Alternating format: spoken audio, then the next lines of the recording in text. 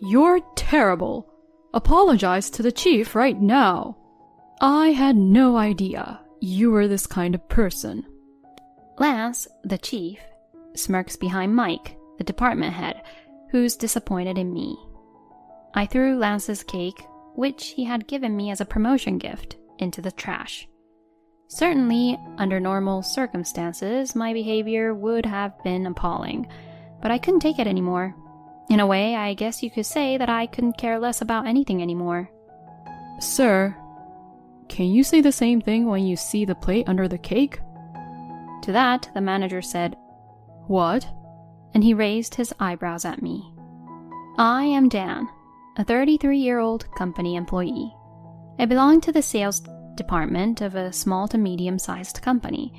When I was a new recruit, I was worried that I was not suited for sales, but I was encouraged when I was told that you are always attentive and pleasant to talk to, when one of my clients said that to me.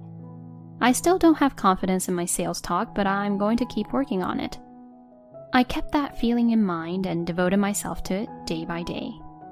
I realized that it had been 11 years since I joined the company. I have gotten used to my job. I don't have any spectacular achievements, but I am steadily making some results. Oh, Dan, you're being very gloomy today too.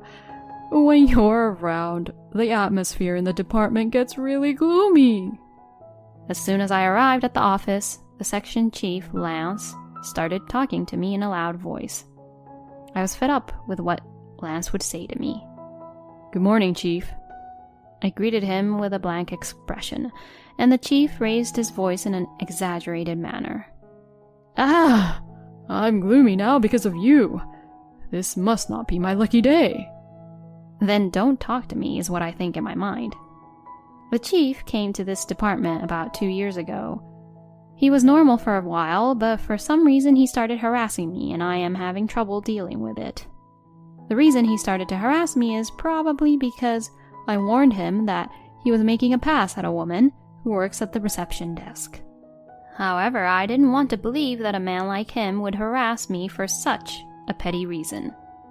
Now that the department head's seat is vacant, I can say that the section chief is practically the head of this department. The previous department head had been very good to me, but he had recently retired due to family reasons. Taking advantage of this, Lance does whatever he wants, such as saying something really bad about me loudly so that everyone could hear, and blaming me for his own mistakes. Sometimes Lance would even force me to work overtime in an unreasonable way. The other coworkers either turn a blind eye or get in on the chief's shenanigans. I have friends outside the department who sometimes listen to me complain and relieve my stress, but there was a time, of course, when I was so fed up that I thought about getting a new job. I had been invited by a friend to come to his company for a while. However, I was so busy that I kept thinking about it, but then would stop thinking about that, and it was an ongoing cycle of that. Maybe my mind was paralyzed by the workload and the harassment I was enduring, but I tried to look up and be positive. A new department head would be coming soon anyway. Rumor has it that he is a man of good work and good character, as was the case when the previous manager was in charge. The section chief would not overtly harass me when there was someone above him. I secretly held out hope and turned on my computer.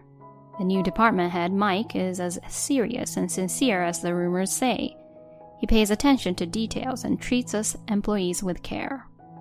It has been almost 3 months since Mike moved to the new office, and the harassment by Lance has decreased considerably, making my time there more pleasant than before.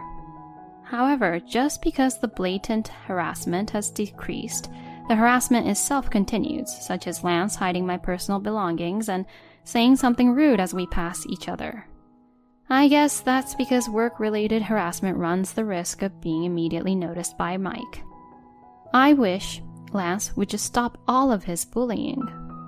I think I should change jobs after all. Mike is a nice guy, but as long as Lance's harassment doesn't stop, the stress just keeps piling up. When I was thinking about getting a regular job again, Mike called me in. You have a reputation among your clients for always being polite and attentive to details even when they are not related to your work.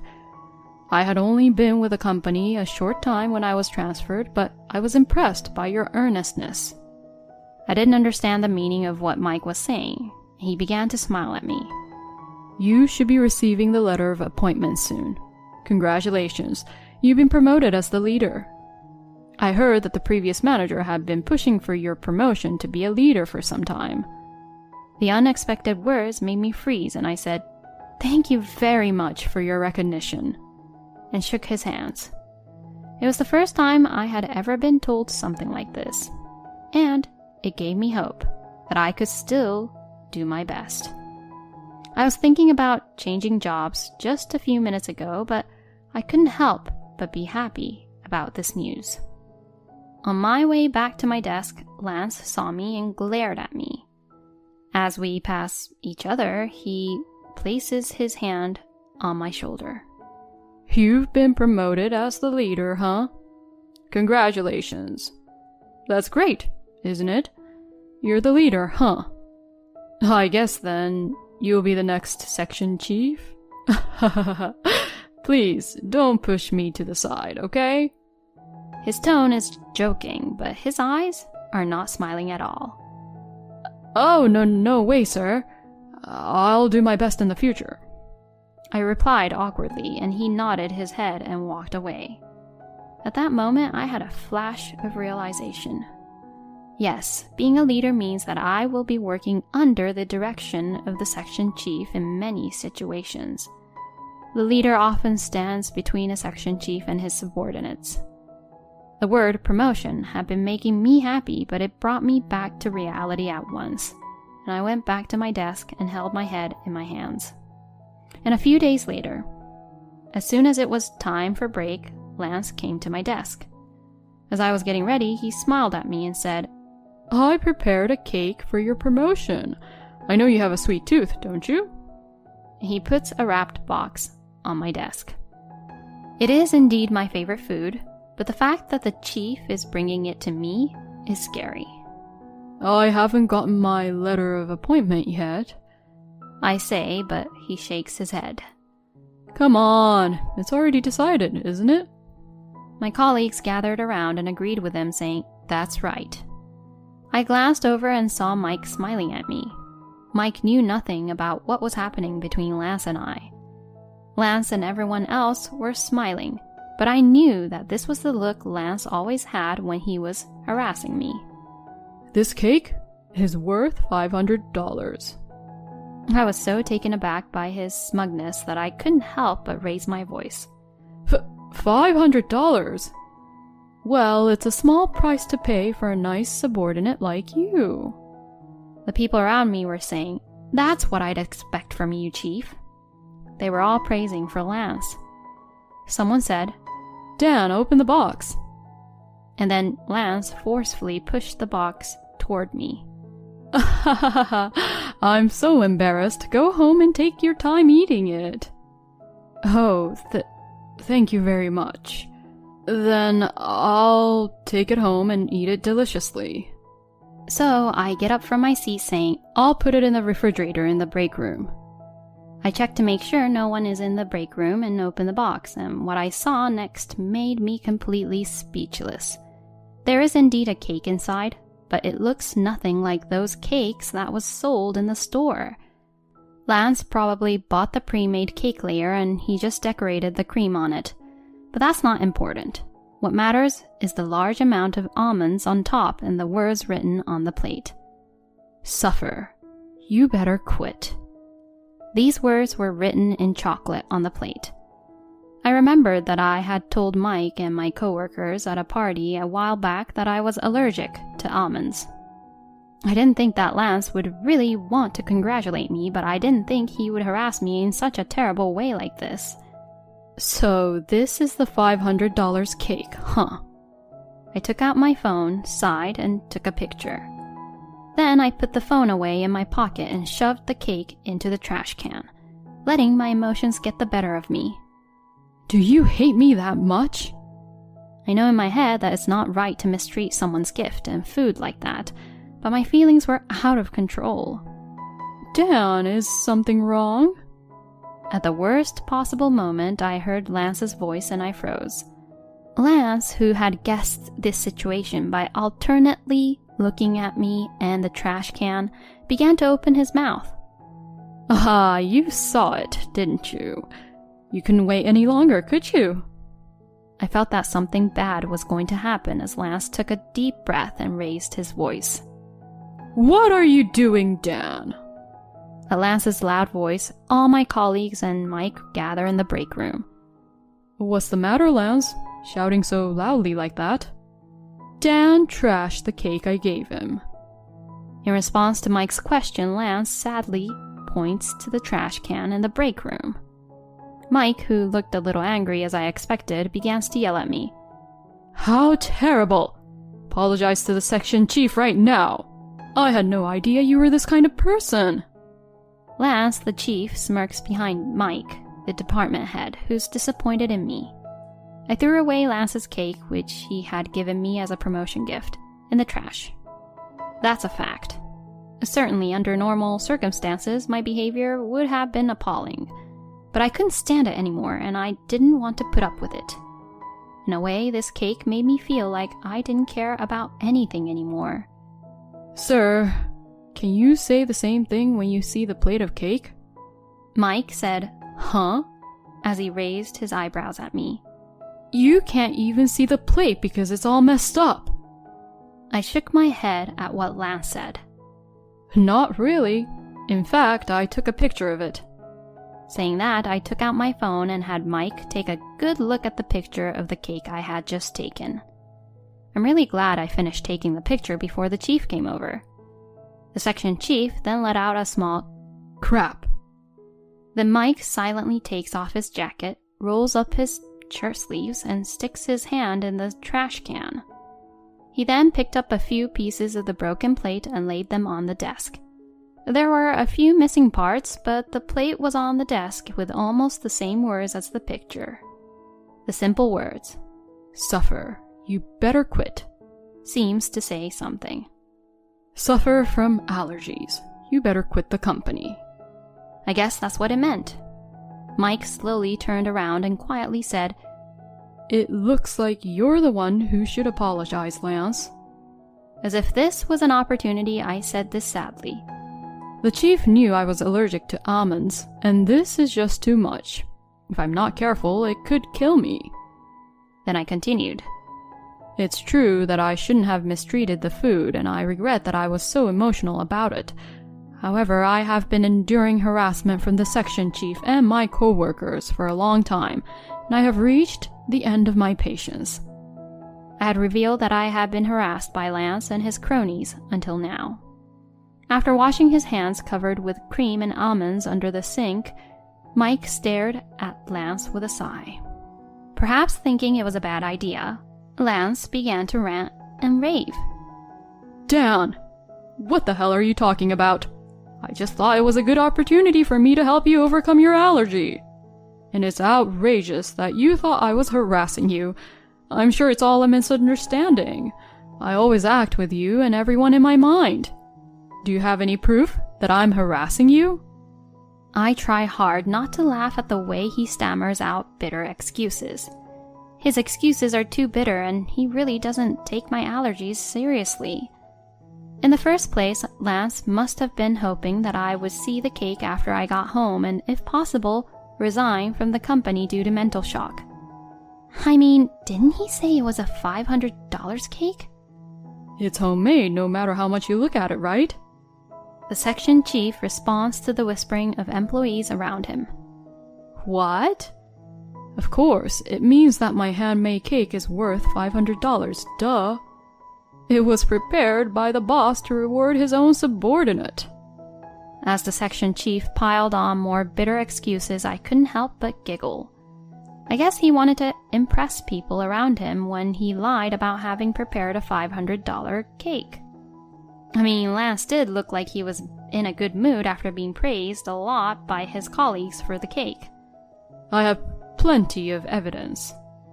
I have recordings, documents, and photographs, thinking I might use them someday. The photos I showed Mike earlier were taken as part of that process. I didn't have the courage to do so, and they just kept piling up. So this is a great opportunity for me to submit them to the department head later. Yes, I will take a good look at them. Mike's words drew gasps from the employees around him. It was only natural. Many of my colleagues were involved in harassing me in order to get on the good side of Lance.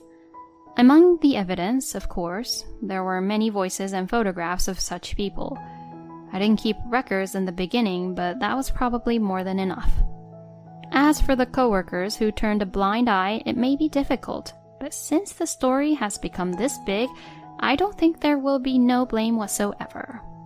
To me, both the person who harasses and bullies and the one who turns a blind eye are equally guilty. You've got to be joking, right?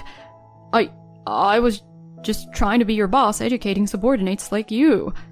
Damn it! I can't allow you and Amy, the receptionist, to be dating. You're just an introvert. Why can't she see that I'm much more mature and attractive than you? My clients make fun of me, saying that you're more witty than me. Even the previous manager thought very highly of you, and I didn't like you for a long time anyway. You're so annoying. He seemed to be trying to make excuses for his behavior, but the chief's true feelings were revealed in the middle of his speech. I frowned at what Lance had to say. The receptionist, Amy, is a female employee in her 20s who works as a receptionist. We have been good friends ever since we met again at a blind date invited by a friend from another department. She sometimes invites me out for dinner, but unfortunately we are not dating. We talk about our problems and complaints about work to relieve stress. According to the chief's comments, it seems that she was a big part of the reason for his harassment to me. To begin with, the section chief is married and I am sure he has a daughter in her 20s. I wonder what in the world he is thinking when dealing with a female employee who is close to the age of his daughter. I'm not dating Amy, and it's completely selfish of you, sir. I was just trying to do my best at work every day. In response to my words, "That's what I don't like about you," is what Lance shouts, and tried to grab me.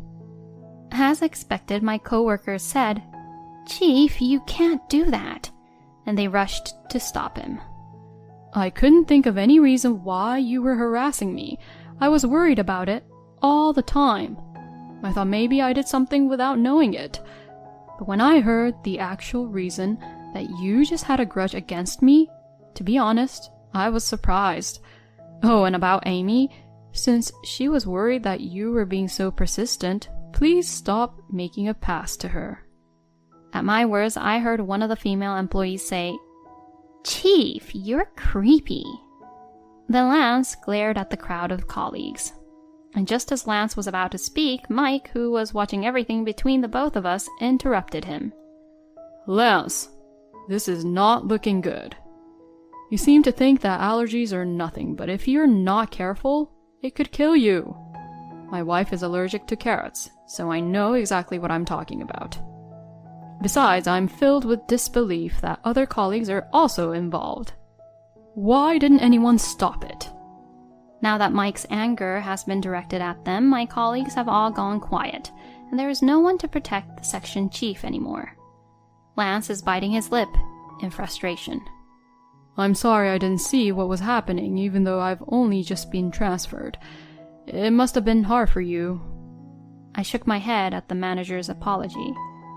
"No, there's absolutely no need for you to apologize.